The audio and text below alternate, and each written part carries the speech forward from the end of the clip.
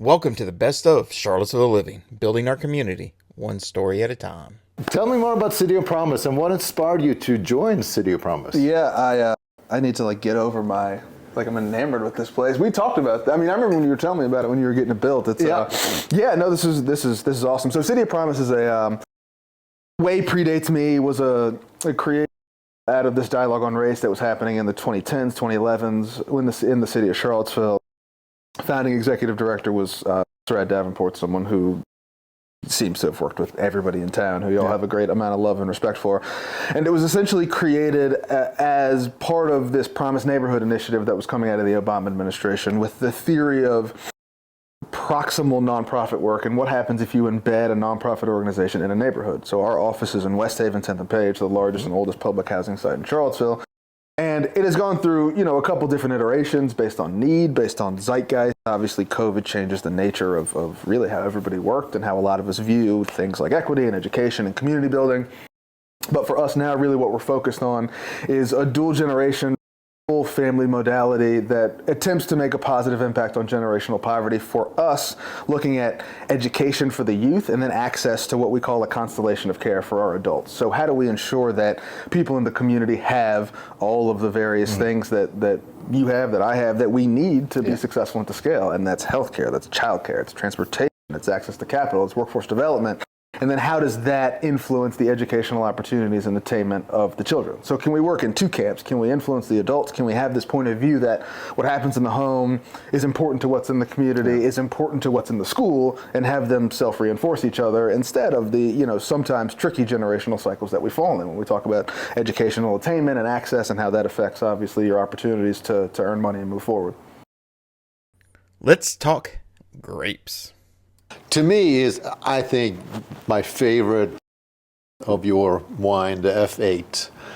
How did that come about, that particular vintage? I started this side project. So I started in the industry as doing the grapes and then transitioned into winemaking. And I was working for a custom crush operation back in 2014, 15, 16 and up, and had the opportunity to start my own label. So it's a private label. I don't own a vineyard, I don't own a winery. I'm an artist as a winemaker, and I want to express that. This particular wine started in 2015. It's F8 as a field designation, field number 8, and it's Tannat and Petit Verdot, and they grow side by side in this field. So I picked them together and made this wine and did it for 3 years when I had access to that vineyard. And these kinds of wines for me are how I maintain the creative side of what I do while I'm working for other people, helping to build their businesses. Yeah.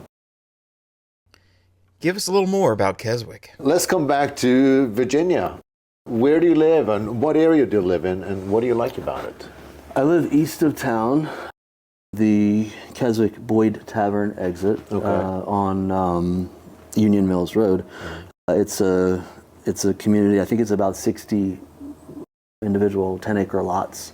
And it's really cool because it's kind of a horse community. They're not massive properties, but it's a sort of an accessible way for people to have horses. And there's easements along all the properties and a really well-maintained trail system by the neighborhood. And so these, people are riding horses through the woods. There's a lake you can go swimming. But it's still very rural, and I think everybody has enough room where you're not on top of your neighbors. It's really cool. Are you a horse guy? I'm not. Okay. My sister was a horse girl, and she used to chase me down with her horses, so I'm actually kind of afraid of them. You're afraid? Okay. I mean, I'll get on them, but they're not my favorite creatures in the world. Yeah. I mean, they're beautiful. Yes. Wow. When times are tough, pray with me. So somebody get locked up. And I'm sure they're scared and terrified and have no idea what's going on. How do they get in touch with you, and how do you approach the person that's locked up? And that's interesting. Let's go here first. It used to be 1 in every 4 people are going to come in touch with the judicial system. Okay. 1 in 4. Wow. Either friend, right? It's going to be a relative. Yeah. It's going to be immediate family, or it's going to be you. Wow. Now it's down to immediate family, you, and a relative. Yeah. That's 1 in 3 now. Okay. And inevitably, when I talk, wherever I talk, I say, you're going to end up calling me somewhere down the road. And inevitably, someone calls me and says, my grandchild's in there. I see. Yeah. My cousin's in there. My neighbor's in there. It always happens because this is a holding facility. It's a regional jail and for people in this community, in the 3 counties. So I get calls all the time, text all the time. Everything you see in our local papers, we're a holding facility from DUI to murder. Wow. So everything you see, I see. You see. I go in, so I keep track of that. And sometimes I will intentionally go in to see this person who's they're called intake until they're assessed and then put out in the general population, or if they're a risk, they're put other places. Depending on if it's a high profile case, which we have a lot, they're not put in general population for safety reasons. They're put away, but I make sure I go see them, or someone calls me and I'll get them to them in less than 48 hours. Wow. And there's many times at night I'll get a text from someone, just found out my son just got arrested. Yeah.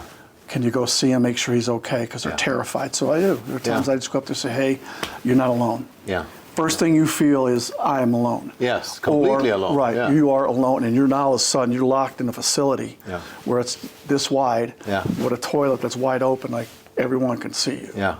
Right. Wow. And then you're put into an area, into a cell with other guys you don't know. Yeah. And things happen. Yeah. You're terrified. So I try to get there and say, look, and also I've got a great rapport with the correctional officers in there. Okay. They'll call me. Yeah. And they'll say, hey, this kid needs to see you. Or they'll talk to the kid and they'll say, say, hey, I think you should talk to the chaplain. Yeah. And they have access to me immediately. Because if they feel it's really I need to get up there, they'll text me or call me and say, hey, Chap, I think you need to come up. And I do. And that's what I do. Say, hey, you're not alone. Yeah. Let's talk this through first, because otherwise the alternatives, they're going to try and take your life. Yeah. Let's have some perspective on Seville coffee. And then Seville coffee. How? First of all, and I think I know the story, but tell us the story about how the name came about, because you were trying to come up with a name for this coffee shop, right? Right. Well, even the idea for the coffee shop came from my daughter, who was 8 at the time. 8. And no Darden No. Yeah. She said, I don't need that. Yeah, I don't need that. Yes. We have, Seville Coffee is big, right? So, because originally it was a furniture store. Mm-hmm. Yeah. I mean, I think Darden would revoke my MBA if I were to write a business plan for a coffee shop with that much footprint. Yeah, it's like, wait a minute, this guy, I don't think he passed that course. But it was a furniture store, and I designed and made furniture. And my daughter saw that little room, the front room. Mm-hmm. She said, Dad, you should have a coffee shop up front. That will bring people in because it's, a nice cup of espresso. It's easier to bring people than a furniture store. Yeah. You know what I mean? And then once they walk in, then they see around. Yeah.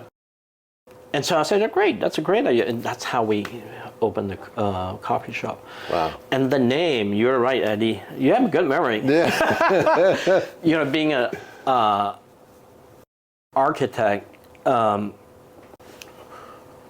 I designed the whole place just by drawing perspective, 3-dimensional perspective, how it should look and all that. So I thought, well, why don't we call it perspective? Yeah. Because it's a double entendre, And also when you share a cup of coffee, you share a different perspective on life. Yeah, that's true. So I call it perspective. And then we were telling my daughter that, who was 8 at the time. And she said, Dad, if I were some guy in a car, stop at that stop sign right in front of the coffee shop, and I see a sign that say perspective, she said, I would think it's a frame shop or something. I would never think that it's a coffee shop. Yeah. And so we asked her, so what do you think we should call it? She said, well, we're in Charlottesville and you're trying to sell coffee. Why do you call it Seville Coffee? And there it is.